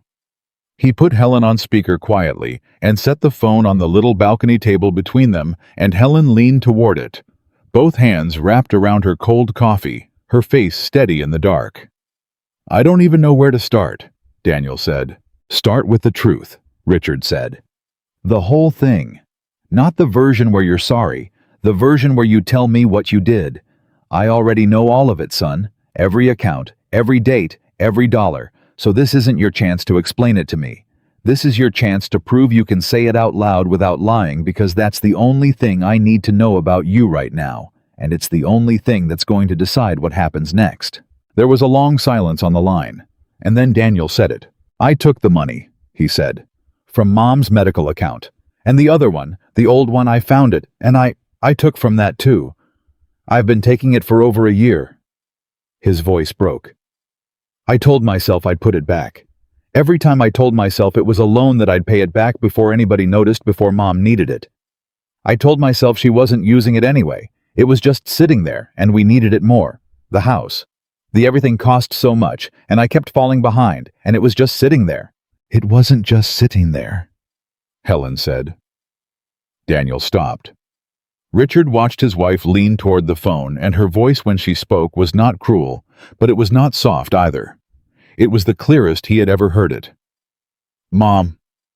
Daniel's voice cracked in half on the word. "Mom, you're there." "I'm here, Daniel. I've been here the whole time. Your father put me on speaker." She took a breath. "You said it was just sitting there. It wasn't. That money was Dr. Patel's specialist, the one in the city I kept asking about. It was the walk-in shower I've been too scared to ask for because I thought we couldn't afford it. It was the therapy that would have had me off this walker months ago." Her voice stayed level. "Every time I apologized to my therapist for being slow, Daniel. Every single time. I was apologizing for something you took. My leg is still bad because you needed my recovery to look good for Vanessa's parents. That's not money sitting there. That's your mother's body. You spent your mother's body." The sound Daniel made then was not a word. It was the sound of a grown man breaking, and Richard, who had heard that sound from 100 guilty men across 100 tables, felt it differently. This time, felt it in his own chest. Because this was his son. And no matter what his son had done, some part of Richard would always be the man who'd carried that boy on his shoulders. "Mom, I'm so sorry." Daniel got out. "I'm so sorry I didn't. I never thought of it like—" "I know you didn't," Helen said. "That's the worst part, honey. You didn't think of it like that because you never had to. Because I made it too easy. 40 years I made it too easy, and I have to live with my part in that, I do. But you're a grown man now, and a grown man who takes his sick mother's money and spends it impressing strangers, and then asks that same mother to cook 15 dishes and hide in the kitchen so those strangers won't have to look at her. That man made a choice. Don't you dare tell me you didn't know it was wrong. You knew. You just decided I mattered less than what you wanted. And that, Daniel, I will not let you take back with a phone call at midnight." "The kitchen thing was Vanessa," Daniel said quickly. "The text, the menu, that was Vanessa, Mom. I swear I didn't—" "Stop," Richard said, and there was iron in it. "Stop right there. Don't you do that. Don't you sit on that phone and hand your wife to us to save yourself. I asked you about that text a week ago on the phone, and you defended it. You told me your mother was a lot. You told me she'd want to sit at the table and tell her stories and show her pictures, and it would be too much. You said, and I remember every word, that you needed it to go a certain way this year. That was you, Daniel. Vanessa wrote the text, but you signed off on it. And when I gave you the chance to be a man and stop it, you defended it instead. So no, you don't get to blame her for the part you agreed to." Silence. Then quietly, in a voice that finally had no excuses left in it at all, "You're right. I did. I said all of that. I don't know why I heard myself saying it, and part of me knew it was wrong, and I said it anyway." A shaking breath. "I've been telling myself lies for so long, Dad, I don't even know which parts of me are real anymore." And there it was. That was the moment Richard had been waiting for, the moment every guilty man reaches. If you're patient enough, the moment the lies run out, and there's nothing left but the person underneath. Richard had made a career out of getting men to that moment. He had never once cared whether the man was saved by it. He'd only cared that the truth came out. But this was his son, and for the first time in 40 years, Richard found that he cared about both. "Okay," Richard said, and his voice was different now, lower, steadier. "Okay, son, you got there. That's the first honest thing you've said in a year, that you don't know which parts of you are real. Hold on to that one. That one's true. That's the door out. What happens now? Daniel whispered. Dad, whatever you want, I know you talked to somebody. The note. You said call you when I'm ready to be honest, and you don't say things like that unless you've got something. Marcus. Did you call Marcus? I called Marcus, Richard confirmed. And I called a lawyer, Ruth Kellerman. You remember the retiree case, the 600 pensioners? She was on that with me. There's a full accounting, Daniel. Documented, time-stamped, ironclad. Every dollar you took laid out the way I used to lay it out for a jury. It's sitting in her office right now. Complete. He let that land. For a week, that was my whole plan. Build the case, hand it over, watch it land. That's what I did for 40 years to men who did exactly what you did, and I slept fine every night. Daniel didn't say anything. Richard could hear him waiting for the sentence to finish, waiting to find out if his life was over. But then I drove your mother to the ocean, Richard said. And somewhere on the way, I realized the case was never the point. And this morning, your mother and I sat on this balcony, and we decided together what happens to you. Not me. Us. And I want you to understand that what's about to happen to you is your mother's mercy, not mine. Because if it were up to me alone with the grief I've got, where my anger should be, I honestly don't know what I'd do. But your mother knew exactly what to do. She always does. So you listen to her now, and you listen close, because this is the most important thing anybody's ever going to say to you. He looked at Helen. Helen leaned toward the phone. You're going to pay it back, Helen said. Every dollar, all of it.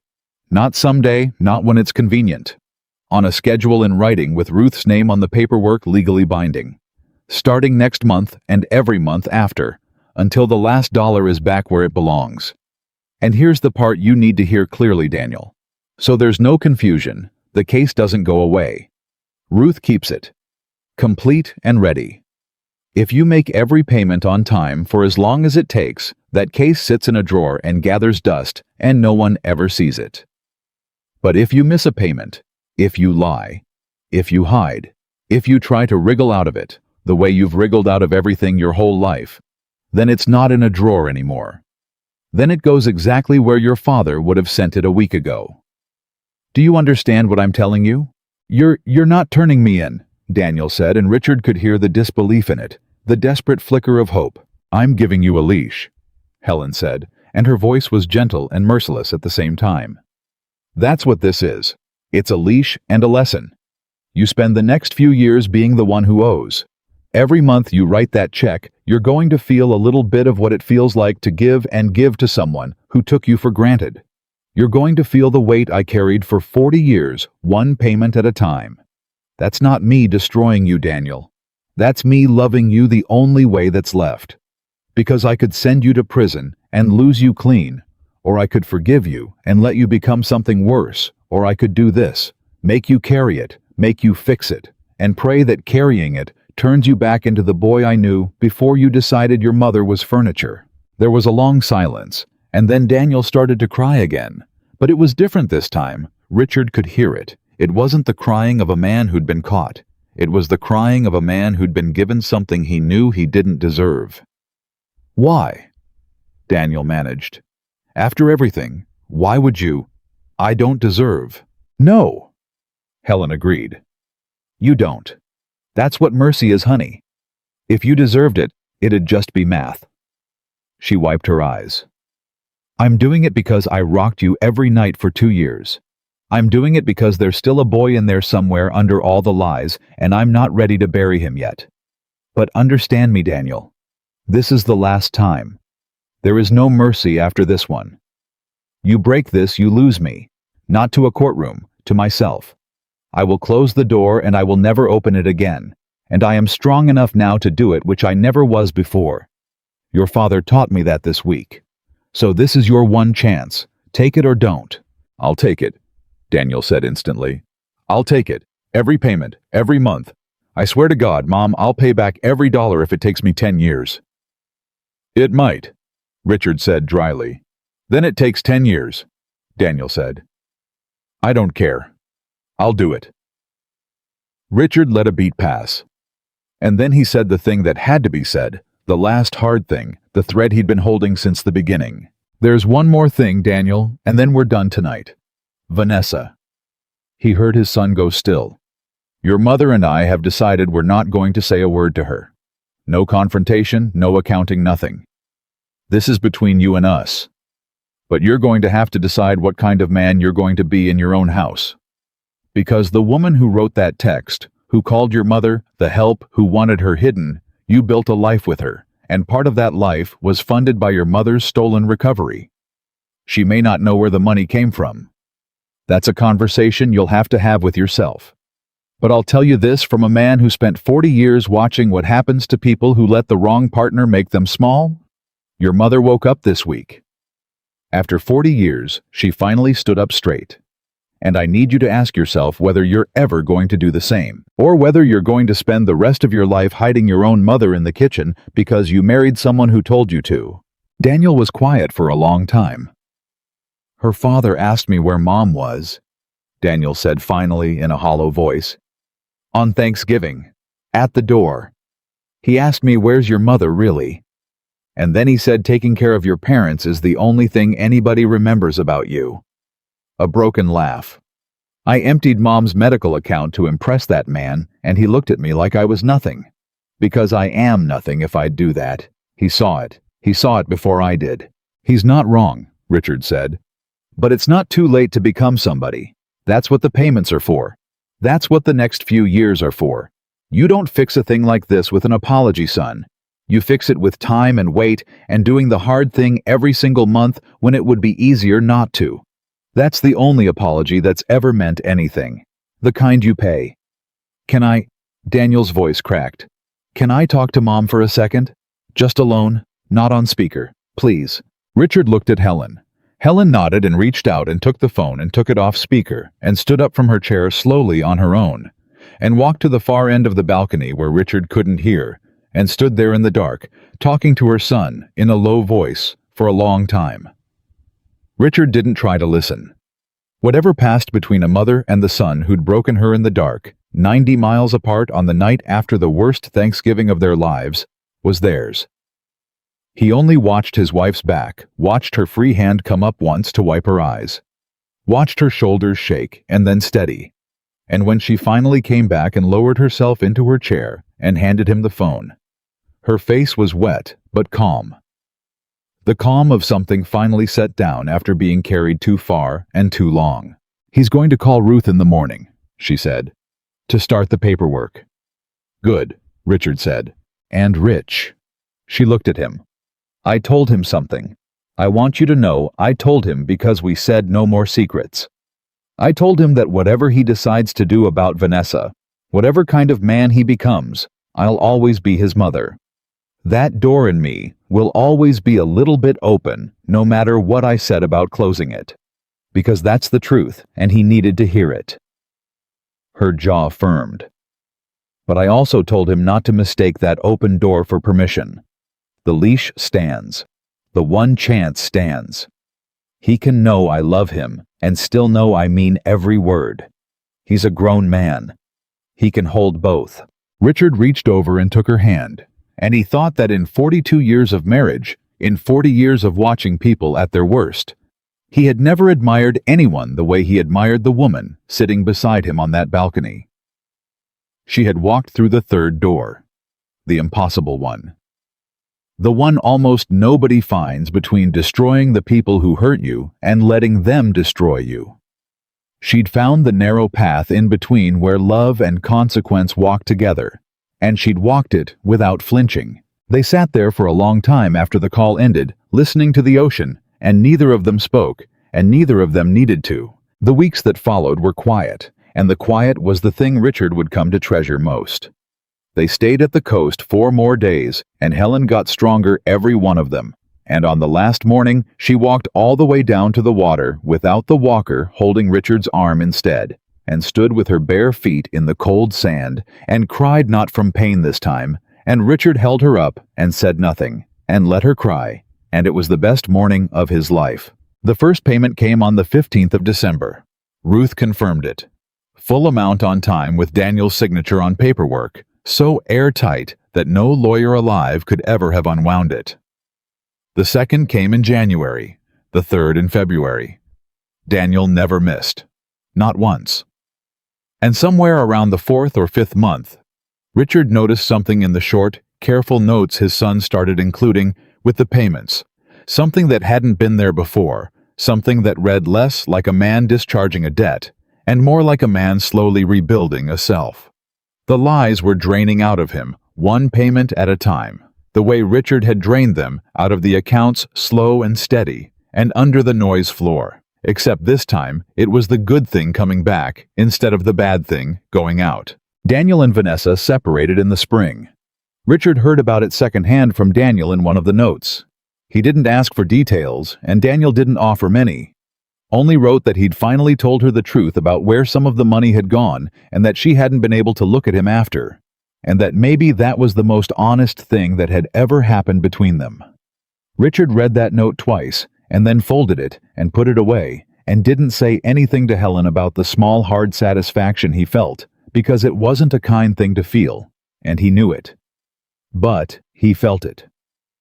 The woman who'd called his wife the help was gone from their lives without a confrontation, without a scene, without ever once getting the fight she'd have wanted. She'd simply lost access to the people she'd taken for granted, and she'd never gotten to explain herself, and she never would. Helen had been right about that too. Doing nothing had been the cruelest and cleanest thing of all. The specialist finally saw Helen in February, paid for out of the first 2 payments Daniel made, which struck Richard as the most perfect justice of the whole affair, that the money Daniel had stolen to fund the dinner was now flowing back dollar by dollar into the exact thing it had been stolen from. By summer, Helen was off the walker entirely. By fall, she was gardening again on her knees in the dirt, the knee that had cost her so much finally strong beneath her, and Richard would watch her from the kitchen window and marvel that the whole terrible year had in the end delivered her to a place stronger than where it found her. They hosted Thanksgiving the next year. Their house, their table, their rules. Daniel came.